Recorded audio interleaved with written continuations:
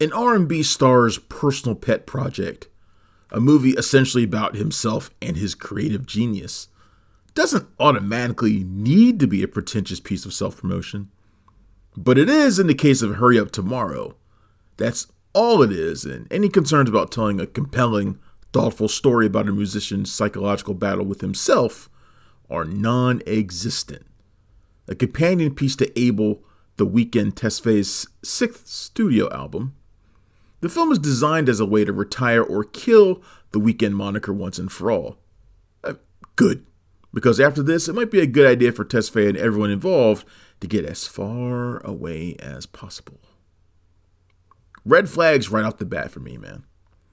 Our viewing was preceded by a music video featuring Tesfaye, and it's a generally beautiful piece of music, heavy with piano. The guy has a Michael Jackson-like presence and voice when he performs. He's got charisma when he wants to. It's when he comes alive. When the video ends, signaling that Hurry Up Tomorrow is really about selling albums first, it's also the last time Tesfaye is a welcome presence. His feature debut as an actor after a small cameo as himself in Uncut Gems, and starring role in the awful short-lived HBO series The Idol.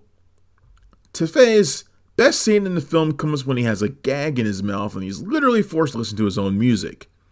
He looks distressed, which is fair because I felt the same way by that point. Tesfaye plays Abel, a fictionalized version of himself, a depressed, insomniac musician who experiences a mental breakdown when an ex-girlfriend breaks up with him. He can't handle it and indulges in drugs, partying, and liquor to amp himself up to perform. He's enabled by his manager and glorified hype man Lee, played by Keoghan, an old friend who sacrificed a lot to be by his buddy's side, or at least that's what he says. Meanwhile, a mysterious woman, Anima, played by Jenna Ortega, is fleeing after burning down what appears to be her childhood home. Abel's lonely. Anima's lonely. These two seem destined for one another. Their eyes meet during a concert when Abel's voice fails him due to all the stress he's under. Later, they run into one another backstage and decide to spend a glorious night together at the Santa Monica Pier, hiding their faces under masks to preserve their anonymity, and to cut loose. It's a magical encounter. The stuff romantic comedies are made of. Pretty quickly you pick up that Hurry Up Tomorrow is a cinematic ego trip for Tesfaye, who co-wrote the screenplay with director Trey Edward Schultz and Reza Fahim.